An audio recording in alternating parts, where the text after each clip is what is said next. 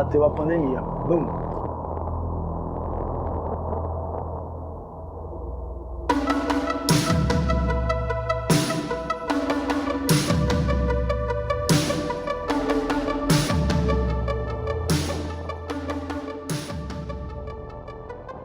Lockdown, bateram na porta aí, né? Um carro da polícia com 2 guardas municipal, falando que a gente tinha que fechar em meia hora, 1 hora, senão o responsável, no caso eu, ia ser preso. Uma tristeza, né? Você vê as pessoas saindo sem saber o que ia acontecer no outro dia. Sem saber se elas voltariam para cá novamente ou se aquele seria o fim de tudo.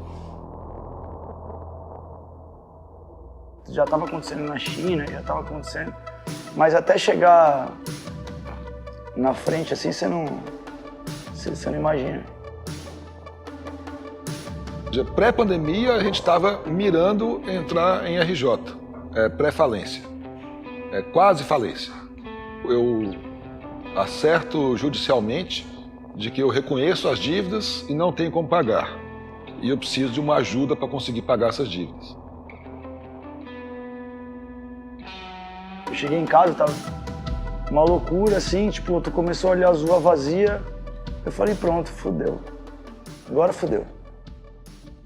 Quando você empreende, você tem uma empresa, você tem um negócio, aquilo é sua vida, não existe separação CNPJ, CPF. Nos primeiros 10 dias de pandemia, a gente ficou monitorando o tempo inteiro quando o cartório abriria, para ainda tentar entrar com a RJ. Esse era o desespero nosso. Eu sabia que qual que ia ser o resultado, né? Os clientes pararam de pagar, iriam parar de pagar, e foi o que aconteceu.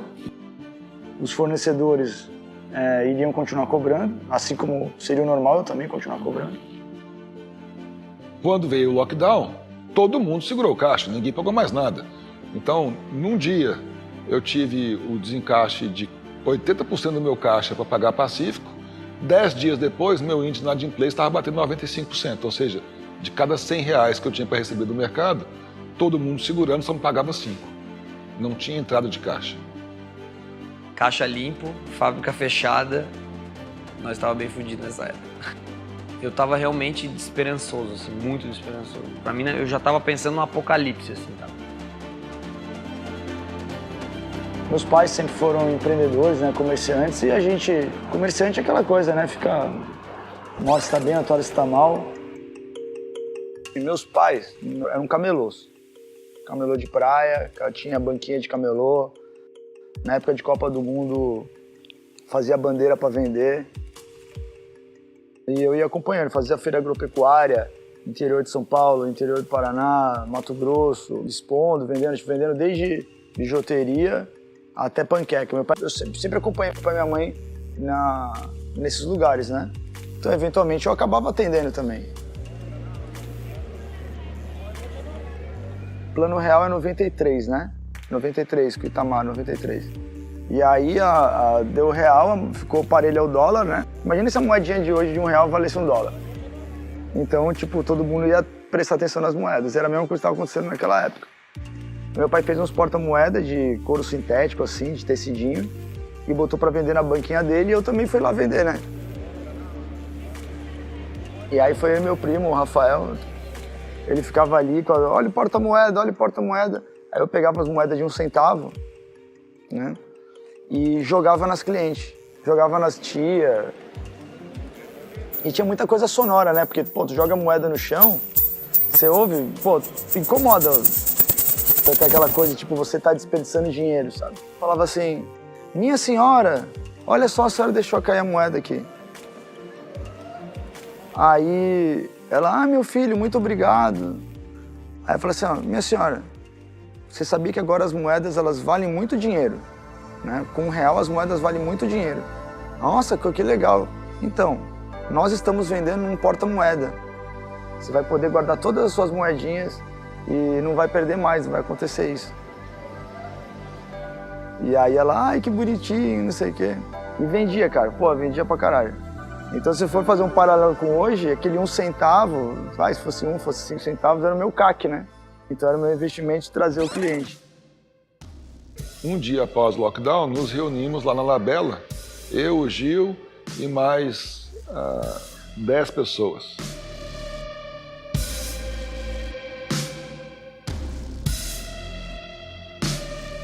E aí fui pegando várias coisas que eu queria pegar, porque eu não sabia quando eu ia voltar, tipo, um sentimento, tipo... Eu realmente tava bem cabreiro naquela época, eu tava tipo, cara, não sei se eu vou voltar aqui, não sei. A empresa tinha 250 pessoas, tá todo mundo lockdown, 10 com bastante espaço, não tinha nenhum problema, a gente ia pensar o que ia fazer com a empresa. Aquele dia o Gil tava em desespero. Eu tive algumas coisas de...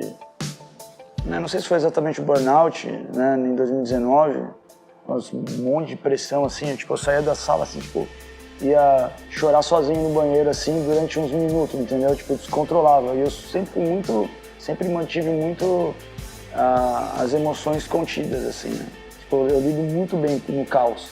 E aí, me consultando com o meu psiquiatra, né, terapeuta, Dr. Guido, eu fui entender, né, que eu tenho um TDAH, né, déficit de atenção altíssimo, isso gera ansiedade. Aí eu entrei num fluxo de olhar notícias sobre Covid e eu vi que eu estava olhando só o problema. Eu recebi uma mensagem no WhatsApp de uma menina, o nome dela é Sandra Bozina, perguntando alguma coisa sobre produção de macacão e máscara. Eu recebi um vídeo dos médicos atendendo com saco plástico e tal.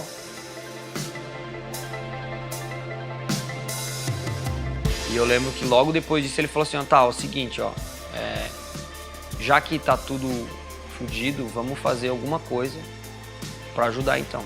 A gente tem um monte de recurso aqui dentro, a gente tem máquina, a gente tem tecido, a gente tem pessoas que sabem fazer. E vamos fazer uma operação para produzir EPI. Eu nem sabia o que era EPI na época. EPI é essa... Eu não sei nem o que significa a sigla, mas eu sei que é máscara, avental, luva, para ajudar a galera que estaria, né, trabalhando na contenção da pandemia. Falou com o prefeito, falou com o governador. Ó, é o seguinte, vou abrir a minha fábrica, vou produzir EPI para a galera, vou doar para vocês. E aí a gente compartilhou essa situação com os outros 10 e foi o fatídico dia que a gente chama do dia dos 17. Porque naquele dia a gente escolheu 17 pessoas que iam trabalhar para fazer mais coisa do que somente aquela que ele fazia, sem saber se ia receber. 17 pessoas, multitarefas, um cara que conseguia fazer uma operação financeira e ao mesmo tempo conseguia fazer um corte na máquina de corte, um cara que sabia costurar, um cara que também sabia dirigir e entregar a peça e sabia dobrar. Além de todas as dívidas que a gente já tinha e os problemas que a gente tinha, ele buscou mais um problema. E aí a gente começou a cortar as máscaras, peguei o molde na internet. Cara, começamos a doar e aí foi vindo, aí vinha não sei da onde, eu levava pra costureira fazer aonde, manda pra Balneário Camboriú, manda pra Palhoça, manda pra Florianópolis, vem cara do hospital não sei aonde preciso de macacão, preciso de avental. Cara, começou um mutirão daí, ele foi lá e ele investiu pouco dinheiro que a gente tinha em outras máquinas que não tem nada a ver com o nosso rolê para fazer máscara. Aí ele investiu mais ainda para comprar mais tecido, que é o tecido TNT, que a gente até tinha alguma coisa em estoque, mas ele investiu para comprar mais. Tá bem difícil. Por que tá difícil? Achar o tecido, achar o modelo. O movimento é Mais simples. Não, mas a gente já tem todo. O que tá difícil? A gente tem esse aqui, né? Tem isso aqui. Certo, beleza. Esse modelo não é legal. Tá, mas presta atenção, gigante, cara. eu preciso desse preço urgente disso. Não é pra... Tu quer o preço certo ou tu quer o preço errado? O preço certo. Então primeiro a gente tem que definir como é que vai ser. O tecido. Eu lembro de, tipo assim, eu não tô entendendo por que ele tá fazendo isso. Hoje eu olho e falo assim, porra, a gente só precisava ter algum propósito naquele momento, assim, sabe? E aí um monte de gente começou a me mandar mensagem, ó, o que eu faço pra ajudar, o que eu faço pra ajudar. Cara, começou a chegar TNT aqui de tudo quanto é lado, assim. As costureiras que estavam em casa se prontificaram a fazer, todo mundo, cara, a equipe aqui, todo mundo pegou sem querer ganhar nada. Até hoje eu olho pra galera e falo assim, tem pessoas que eu passava aí e nem... Sabe quando você passa no automático pelo time assim e não vê? Mas Hoje tem gente que eu olho ali e eu falo assim, porra, esse cara tava aqui, essa mulher tava aqui naquele dia. Ele precisava fazer alguma coisa diferente para ele não entrar em depressão. Porque você imagina, o cara construiu aquela empresa, entrou e saiu de diversas crises. E do dia para a noite ele tinha o risco de perder tudo. Minha cabeça funciona para resolver problema. Eu vejo algo, eu sempre acho que eu posso resolver, né? Até um pouco de ego, talvez, né? Eu sempre acho que eu consigo resolver o negócio. Se eu vou no karaokê, eu acho que eu sei cantar. Se eu vou no surfar, eu acho que eu consigo dropar onda grande, né? 2000, eu tava com 15. Começo dos anos 2000 ali, explodiu o hip hop, né? Explodiu, assim. E MTV bombando pra caralho. Nos clipes apareciam as celebridades usando uma marca chamada Van Dutch. Uma marca de boné, né? E era caríssimo a marca do boné, caríssimo. Tipo, tinha uma loja aqui que chamava Mix Urbano, aqui em Floripa. O boné era 600 prata. As partes, tudo assim, que usava, os boys usavam, a galera nos clipes tudo usava, né? Eu ia pra São Paulo já a trabalho, já. E eu fui lá na 25 de março, na 25, ladeira Porto Geral. Meu pai, porra, conhece aquilo ali muito, mó tempão. E eu ia lá nos chineses coreanos e encontrei o boné, a réplica, falsificado. E comprei uns pra mim. E aí eu devia estar com 16, primeiro e segundo ano, 16 anos. Eu tava andando lá com o meu boné, e aí eu passei na frente, sabe quando você passou na frente e viu o cara me chamar? Lá, pô, chega aí, não sei o que e tal. Eu falei, pronto, já vou ser roubado, né? Eu fui criado, né, na rua, né? Tipo, criado jogando bola com trombadinha na rua, né? Tipo, não fui criado dentro de apartamento. Então já sabia ali. E, porra, irado teu boné, não sei o quê. Eu falei, obrigado. Ele assim, vamos trocar, pô? Aí ele pegou o boné da Flex Fit dele todo estourado assim, né? Botou na minha cabeça e botou o meu na cabeça dele. Aí ele falou, vamos trocar? Ele assim, deixa eu ver como é que fica e tal. Aí eu assim pra ele, não, eu vou te dar. Aí ele assim, como assim você vai me dar? Não, eu vou te dar esse aí vou te trazer mais 5, igualzinho. Aí o cara ficou meio assustado. E ele assim, como assim você vai trazer? Ó, eu tô indo ali buscar, tu fica aqui, eu te trago. Eu quero R$50 em cada um dele. Eu tinha pago, acho que, R$15 lá em São Paulo. Ele é uma réplica, isso aí que você tá usando é uma réplica, não é original. Mas tu vê que até você não reconheceu, né? Eu quero R$50 em cada um deles. Se você me pagar, beleza, eu te trago mais. Se você não me pagar, você não vai saber onde comprar mesmo. Ele assim, porra, irado e tal, não sei o que, ele tirou, ficou olhando. Aí, cara, o que eu vendi de boné falsificado pros malacos não foi brincadeira, né? Logicamente, eu não fiz certo, tá? Então, tipo, me desculpa, Van Dutch e tal, mas aconteceu. Vai, digamos que uns 100 boné eu vendi. 200, talvez. Mas para um moleque de 16 anos era uma grana, sabe? Tipo, ainda comprei uma camiseta e uma jaqueta esses dias de vocês, tá? Com a collab que fizeram com a Puma, então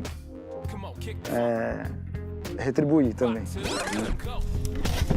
I said rock to the rhythm, you don't stop. Cause ghetto funk's got to beat the show shot. I said rock to the rhythm, you don't stop. So who the squad? As máscaras, a gente nunca pensou em montar uma empresa de máscara.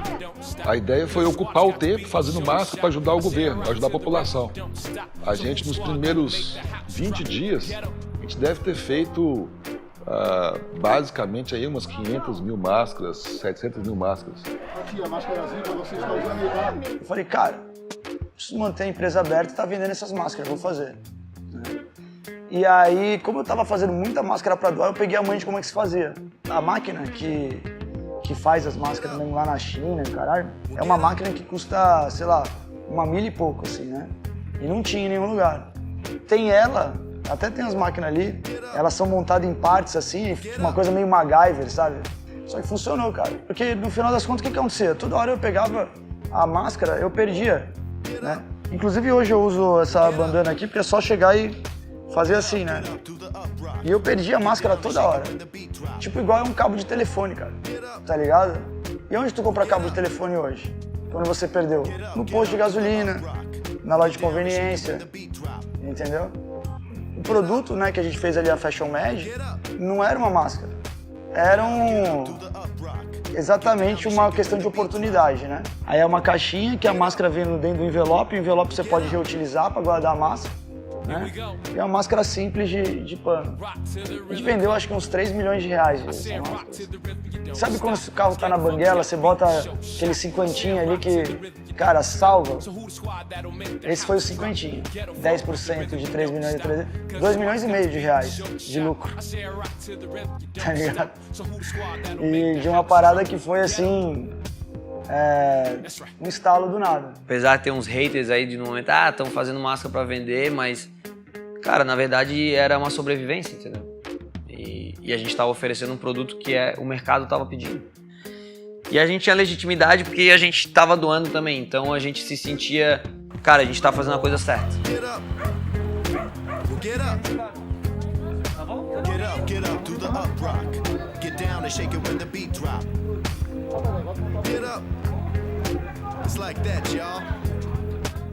Foi o primeiro insight de que, olha, a luz no fim do túnel existe. Basta a gente ter imaginação e coisas, pensar fora da caixa. Get up, do the up rock. Get down and shake it when the beat drop. Get up, come on. Get up, do the up rock. Get down and shake it when the beat drop.